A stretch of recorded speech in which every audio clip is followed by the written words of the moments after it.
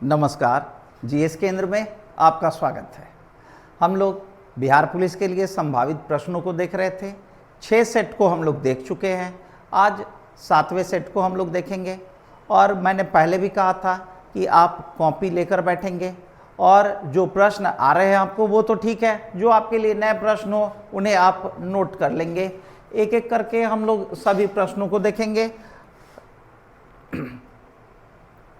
पहला प्रश्न जो हम लोगों का है वो है राज्यसभा का सदस्य बनने के लिए न्यूनतम आयु कितनी होनी चाहिए।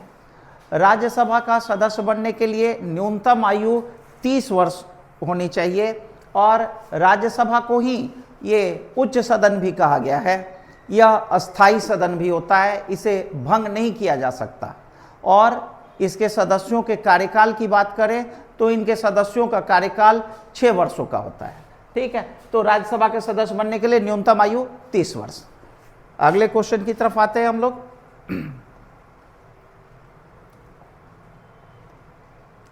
अगला क्वेश्चन है कि निम्नलिखित में से किस पद के लिए अलग से शपथ ग्रहण नहीं होता। ऑप्शन दिया हुआ है प्रधानमंत्री, राज्यपाल, लोकसभा अध्यक्ष और उपराष्ट्रपति। तो लोकसभा अध्यक्ष के लिए अलग से कोई शपथ ग्रहण नहीं होता है और लोकसभा अध्यक्ष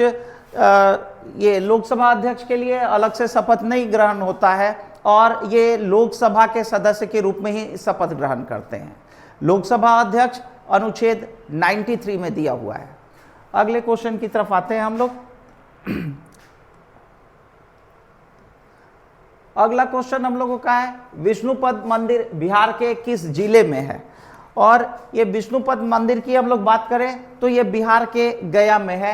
यहाँ पर विष्णु की पूजा की जाती है, विष्णु के चरण की पूजा होती है यहाँ पर। अगले क्वेश्चन की तरफ आते हैं हम लोग। अगला क्वेश्चन है वाल्मीकि टाइगर रिजर्व बिहार के किस जिले में है। वाल्मीकि टाइगर रिजर्व ये बिहार के पश्चिम चंपारण में है। ये बिहार पुलिस का पूछा हुआ भी क्वेश्चन है। अगले क्वेश्चन की तरफ आते हैं हम लोग। अगला क्वेश्चन है इब्न बतूता को किसने दिल्ली का काजी नियुक्त किया था। इब्न बतूता को मोहम्मद बिन तुगलक ने दिल्ली का काजी नियुक्त किया था। और इब्न बतूता इसने रेहला नामक पुस्तक भी लिखी है और यह मोरक्को का यात्री था और अपनी उस पुस्तक में यात्रा वृत्तांत का जिक्र मिलता है, इसके यात्रा वृत्तांत का जिक्र मिलता है।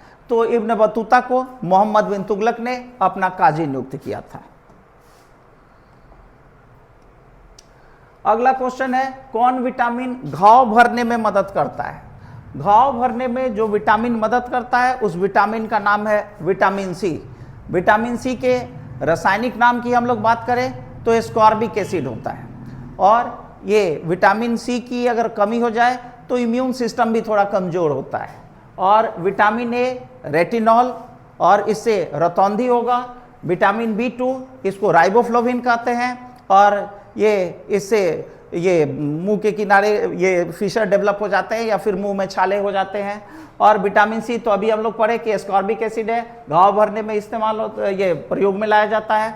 विटामिन डी की कमी से रिकेट्स नामक रोग होता है। ठीक है, अगले क्वेश्चन की तरफ आते हैं हम लोग। अगला क्वेश्चन है बिहार के किस जिले में चाय की खेती होती है। यह भी आपके बिहार पुलिस का पूछा हुआ क्वेश्चन है। ठीक है, बिहार के किस जिले में चाय की खेती होती है।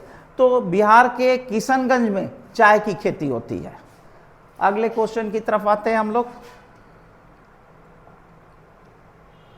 अगला क्वेश्चन है कि नर हार्मोन कौन है। ये दिए हुए में नर हार्मोन कौन सा है। नर हार्मोन वैसे हार्मोन को कहेंगे जो टेस्टिस से स्रावित होता है। तो एंड्रोजन टेस्टिस से स्रावित होने वाला हार्मोन है, ये नर हार्मोन है। और ये तीनों एस्ट्रोजन, रिलैक्सिन और प्रोजेस्टेरॉन, ये तीनों ओवरी से स्रावित होने वाले हार्मोन हैं। तो ये तीनों ये फीमेल हार्मोन होंगे, मादा हार्मोन होंगे। तो नर हार्मोन इसमें एंड्रोजन होगा। अगले क्वेश्चन की तरफ आते हैं हम लोग। अगला क्वेश्चन है हास्य गैस किसे कहा जाता है। Laughing gas. लाफिंग गैस हम लोग N2O को कहते हैं, N2O लाफिंग गैस है, और ये अगर ज़्यादा मात्रा में सूंघ ली जाए तो इससे बेहोशी भी आती है। अगले क्वेश्चन की तरफ आते हैं हम लोग। अगला क्वेश्चन है कि यूरोपीय संघ का मुख्यालय कहाँ है? यूरोपीय संघ का मुख्यालय ये ब्रुसेल्स में है, जेनेवा में WTO का मुख्यालय, काठमांडू में सार्क का मुख्यालय, और ओपेक का मुख्यालय वियना में। अगले क्वेश्चन की तरफ आते हैं हम लोग। अगला क्वेश्चन है पिक्रिक एसिड किसे कहते हैं? पिक्रिक एसिड हम लोग ट्राइनाइट्रोफिनॉल को हम लोग पिक्रिक एसिड कहते हैं। पिक्रिक एसिड ट्राइनाइट्रोफिनॉल को कहते हैं, और ये विस्फोटक के रूप में भी इस्तेमाल किया जाता है। विस्फोटक बनाने में इसका इस्तेमाल होता है। अगले क्वेश्चन की तरफ आते हैं हम लोग। अगला है दक्षिण भारत की सबसे बड़ी नदी कौन सी है? दक्षिण भारत की सबसे बड़ी नदी गोदावरी होती है, और इसे हम लोग वृद्ध गंगा के नाम से भी जानते हैं। कावेरी दक्षिण भारत की ऐसी नदी है जो गर्मियों में भी नहीं सूखती। ये दक्षिण भारत की एकमात्र ऐसी नदी है जो गर्मियों में नहीं सूखती है। और पूछा गया सबसे बड़ी नदी, तो सबसे बड़ी गोदावरी होगी। अगले क्वेश्चन की तरफ आते हैं हम लोग। अगला क्वेश्चन है निम्नलिखित में कौन सा शब्द तत्सम है? तत्सम, तत्सम मतलब वैसे शब्द जो संस्कृत से सीधे सीधे ले लिए गए हैं, उन शब्दों को हम लोग तत्सम कहते हैं। तो यहाँ पर ये उद्गम शब्द जो है यह तत्सम शब्द का उदाहरण है, संस्कृत से सीधा सीधा वही लिया गया है। अगले क्वेश्चन की तरफ आते हैं हम लोग। अगला क्वेश्चन है निम्नलिखित में से कौन सा रूढ़ है? ठीक है, कौन सा रूढ़ है? ठीक है, कौन सा रूढ़ है? ठीक है, रूढ़ हम लोग इसको कहते हैं जिसका सार्थक विभाजन ना हो सके। तो दिन, घर, घोड़ा, ये तीनों में से किसी का सार्थक विभाजन नहीं हो सकता, तो ये तीनों रूढ़ शब्द हैं। इस कारण इसका आंसर हो जाएगा उपरोक्त सभी। हम लोग अगले क्वेश्चन की तरफ आते हैं। अगला क्वेश्चन है कि कोयले की दलाली में मुंह काला लोकोक्ति का अर्थ क्या है? कोयले की दलाली में मुंह काला का अर्थ होता है कि बुरे काम में बुराई का मिलना। ये इसका आंसर 2 हो जाएगा, बुरे काम से बुराई का मिलना। धन्यवाद। मिलते हैं हम लोग अगले वीडियो में अगले कुछ इंपॉर्टेंट क्वेश्चंस के साथ। धन्यवाद।